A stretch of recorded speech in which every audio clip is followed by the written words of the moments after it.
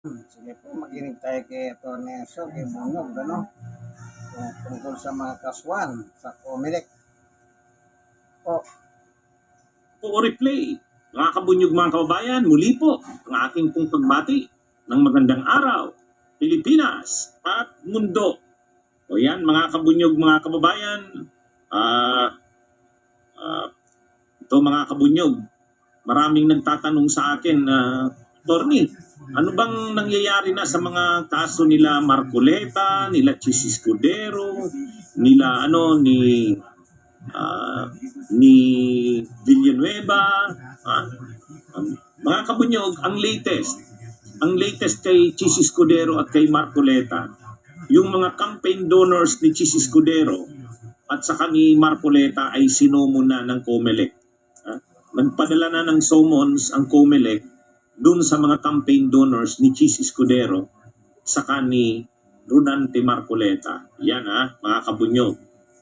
Pagdating naman kay Villanueva, ay di ba sabi ni Ombudsman Boying Rimulya, within 2 weeks pa-file na. Ay dapat nga ngayong linggong ito, yung pangalawang, yung second week. So baka next week, ano na yan? Baka ipa-file na yan. Abangan natin, mga kabunyog, mga kababayan. Pero pag-usapan natin itong kila Escudero at saka kay Escudero at kay Marcoleta, kasi ito yung maraming nagtatanong sa atin, mga kabunyog.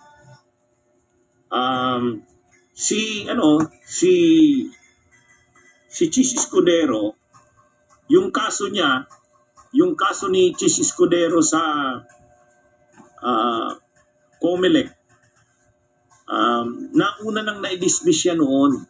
Dinismiss siya ng COMELEC noon. Mabuti na lang, mayroong isang abogado, si Atty. Jess Palces, na nag-file ng formal complaint sa COMELEC. Nung una kasi, nang dinismiss kasi ng COMELEC, ay di ba yung kaso ni Chis Escudero, tumanggap siya ng 70 million ba yung tinanggap niya? 70 million? Galing kay Lubiano.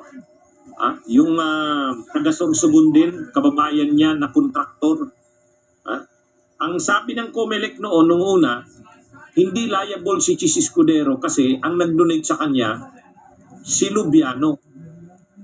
Ang may kontrata naman daw sa gobyerno ay yung Centerways Construction. Yung Centerways Construction, ang aari ni Lubiano. Yun ang maraming kontrata sa gobyerno, mga flood control, iba pang infrastructure project. Sabi ng COMELEC, separate entity naman yung Centerways Construction kaysa kay Lawrence Lubiano. Si Lawrence Lubiano bang pangalan nun?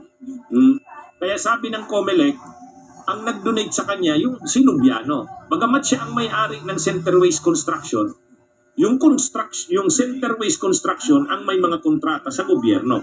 Kaya hindi liable si Chis Escudero. Kasi yung donor niya, bawal lang yung donor na may kontrata sa gobyerno. Si Lubiano wala naman siyang kontrata sa gobyerno. Actually, napakaano nung ganung justification ng COMELEC Anyway, buti na lang, may isang abogado, si Atty. Jess Palces, hindi na kumbinsi sa ganung rason ng COMELEC. Ginawa niya, nag-file siya ng complaint. Yung kasing una, motu proprio. Ibig sabihin, initiated lang ng COMELEC. Nag-initiate nga ang COMELEC pero dinismiss niya rin. Sa pagkakataong ito, hindi na to initiated ng COMELEC. Ito ay mayroon ng private complainant. So, ibig sabihin dito, porsigido itong private complainant na to. Hindi niya to papabayaan na ganun-ganun lang. Hindi tulad kasi nung motu proprio ng COMELEC. Kumbaga, sabi ng COMELEC, walang kaso, so wala na. Pero ito, hindi ito. Kasi private complainant ito Private complainant. At galit si Chis Escudero dito kay Atty. Jess Palces. Kinasuhan niya ito ng disbarment yata Parang disbarment.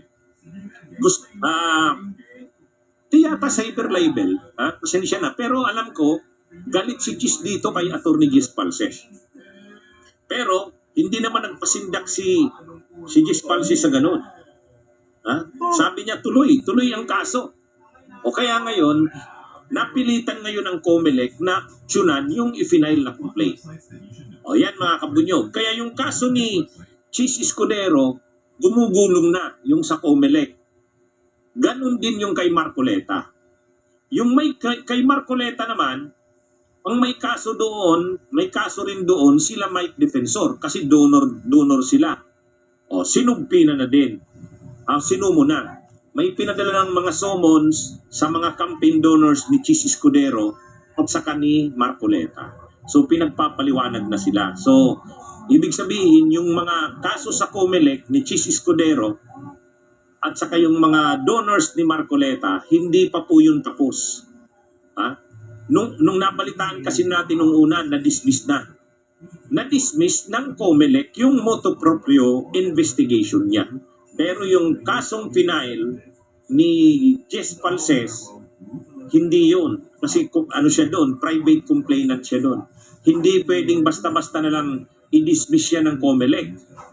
Kasi may private complainant eh. At saka, sigurado tayo, pag dinismiss ng COMELEC yan, mag-a-appeal yan si Atty. Jess Palses. Hindi yan susukuan ni Atty. Jess Palses. Kaya ano ito mga kabunyog. Ngayon, yan sinasabi ko, yan yung mga kaso sa COMELEC. Ay mayroon namang separate cases ng plunder kay Chis Escudero at saka kay Marcoleta. Ang pagkakaiba nila, si Chis Escudero, ang kaso niyang plunder, nasa preliminary investigation stage.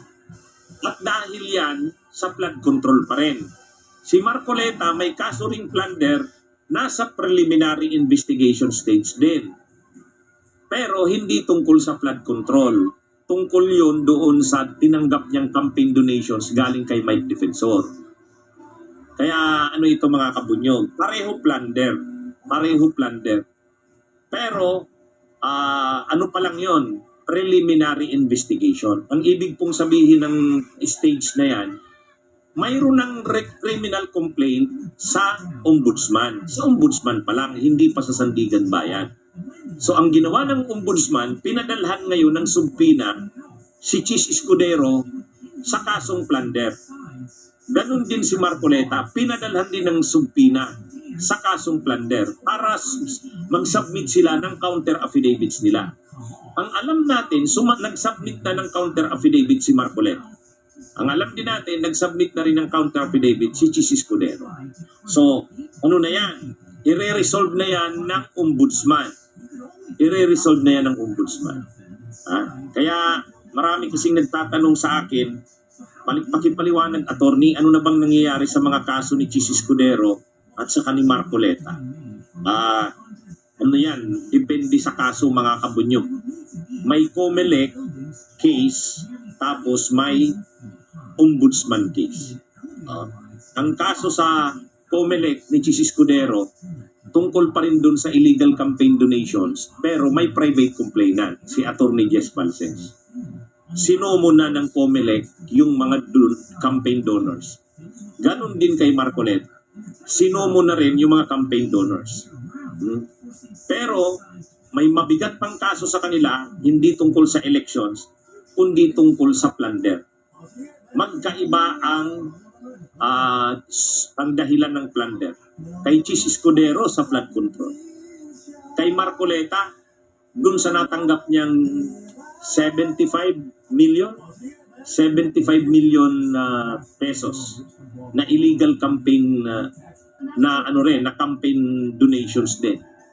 Bakit naman nakasuhan ng plunder si Marcoleta doon? Kasi sabi niya, hindi naman siya kandidato nang tinanggap niya yon. Kasi hindi pa naman campaign period. Pero congressman siya nang tinanggap niya yon. So bawal yun. Bawal yun. Official ka ng gobyerno, tumanggap ka ng ganun kalaking amount, 75 million. Galing yun sa tatlong tao. Kay Mike Defensor, sa isang ang apelyido ay Espirito, at sa isa pang ang apelyido ay Viray. Kaya Defensor, Viray, Espirito. Yan yung tatlong campaign donors. Bawal yon, bawal tumanggap ang isang public official ng anumang gift, pera man yan o ano. Kahit sabihin mo pang walang kapalit yun, bawal yun. Sa katunayan, hindi lang plunder ang kaso doon ni Marcoleta, indirect bribery. Kasi kung may kapalit yung pagbigay na yon, direct bribery yun. Pero dahil wala namang kapalit, indirect bribery. Pero separate yung plunder sa indirect bribery. So yan mga kabunyog, mga kababayan, yan po yung yan yung update diyan. So ano na bang status ng kaso? May criminal complaint na sa ombudsman. Hindi na lang po ito ordinary investigation stage. Ang investigation kasi, maraming klase ng investigation. May investigation na nagtitipon pa lang ng ebidensya. Nagki-case build up pa lang. So halimbawa, yung mga investigation ng NBI, hindi na ito, wala na ito sa NBI. Wala na rin ito sa investigation stage ng mga ahensya. Ang investigation na ito ay nasa ombudsman na. Ang tawag na dyan, preliminary investigation. Ang purpose ng investigation na yan is to determine kung may probable cause. Pero sa bagong ngayon, prima facie evidence o kaya reasonable certainty of conviction. Dito, pinapadalhan na ngayon ng sumpina yung respondent. Nagpadala na ng sumpina, nagsubmit na ng sagot si Marcoleta. Nagsubmit na rin ng sagot si Chis. Kaya malalaman na natin ano ang resolusyon ng ombudsman.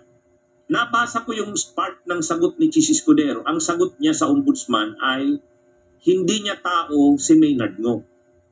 Kaya kung tumanggap man si Maynard Ngo ng pera galing kay Yusek Bernardo, sabi kasi ni Yusek Bernardo, dinaan niya kay Maynard Ngo. Ito yung umano ni Chis Escudero. Ay sabi ni Chis Escudero sa counter affidavit niya, hindi niya bagman si Maynard Ngo, hindi niya ito authorized na i-represent siya, at hindi ito authorized ng tumanggap ng pera on his behalf. Hindi, wala. Kaya parang dumidistansya si Chis Escudero kay Maynard. O yan mga kabunyog. So titingnan natin ngayon ano nang magiging resolution ng ombudsman. Hinihintay natin diyan resolution ng ombudsman, mga kabunyog. Kasi ano pa lang yan nasa preliminary investigation stage yan.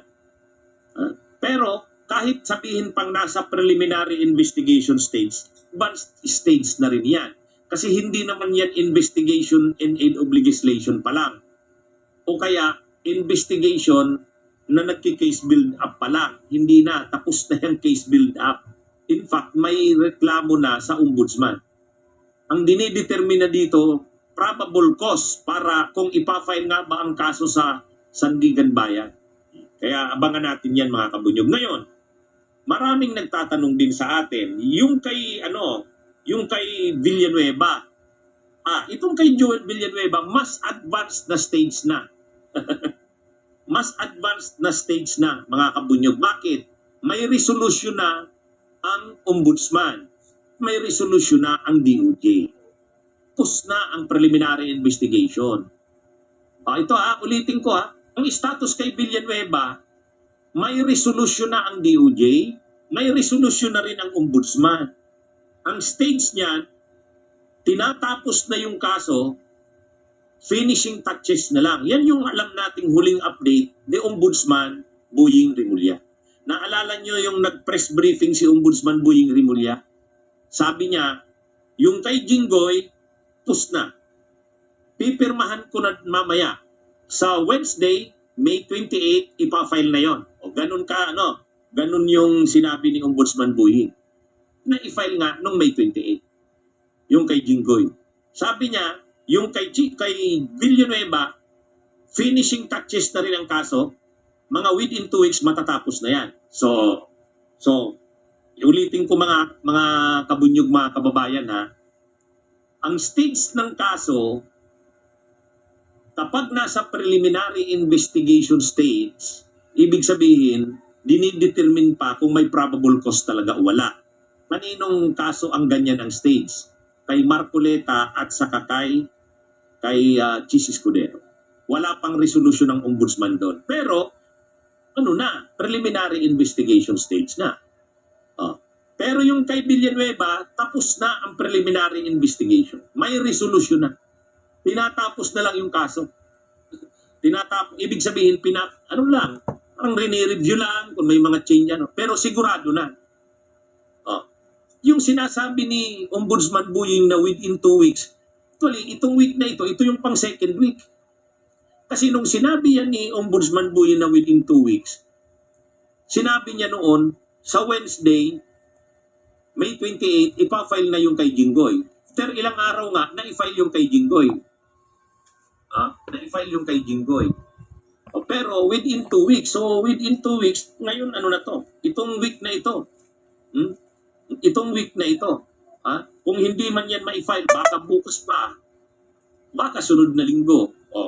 So pero, malamang next week, maipa-file na yan. Maliban na lang kung nagbago ng isip ang ombudsman.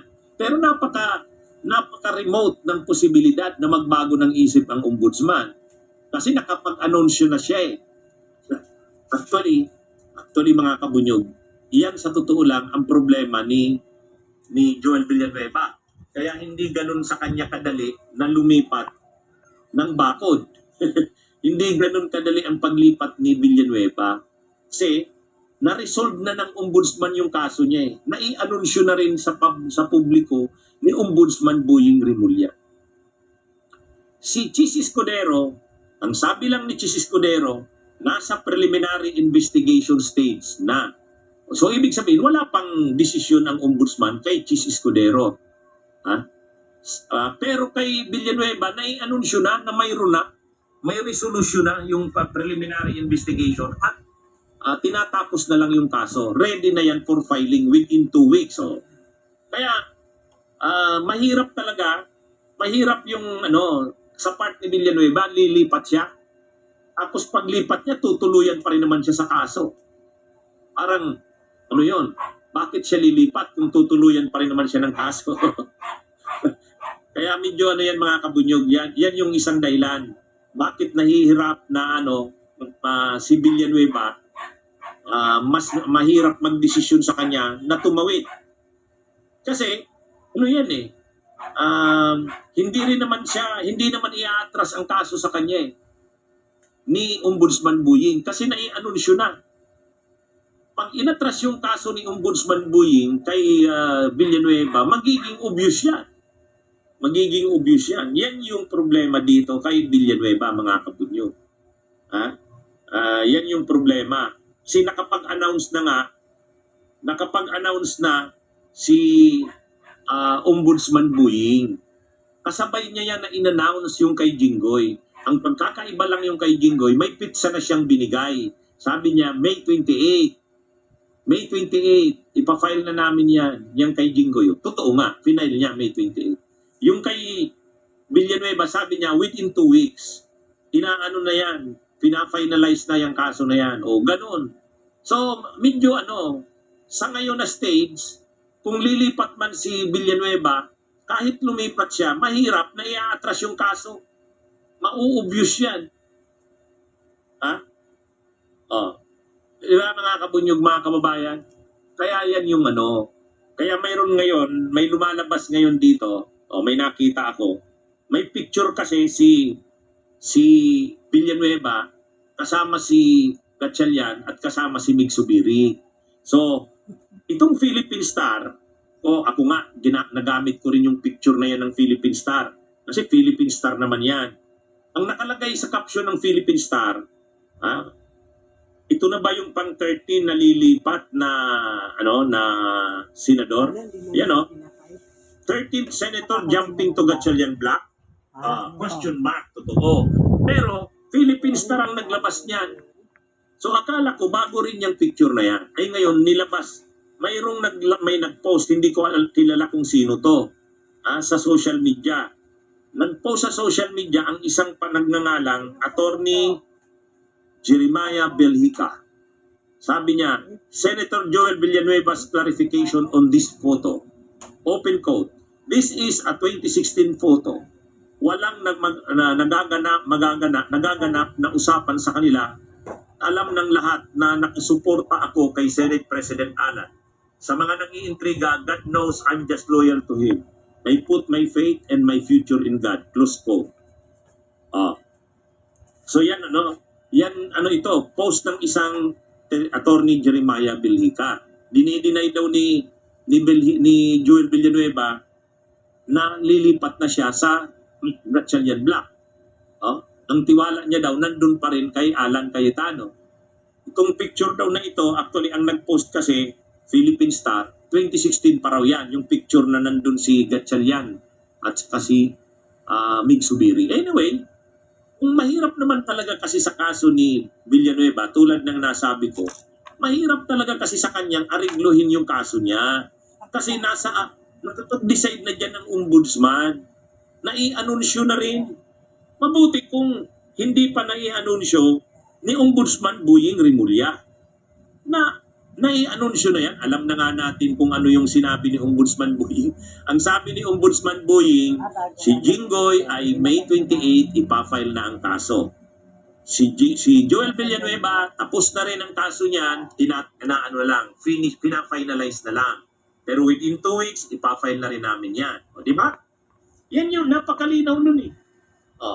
Kaya, nung lumabas yung picture ni Joel Villanueva kasama si Gatchalian at saka si Mig Subiri, Philippine Star ang naglabas doon. Sabi ko, totoo ba ito? Totoo ba ito na si Villanueva lilipat?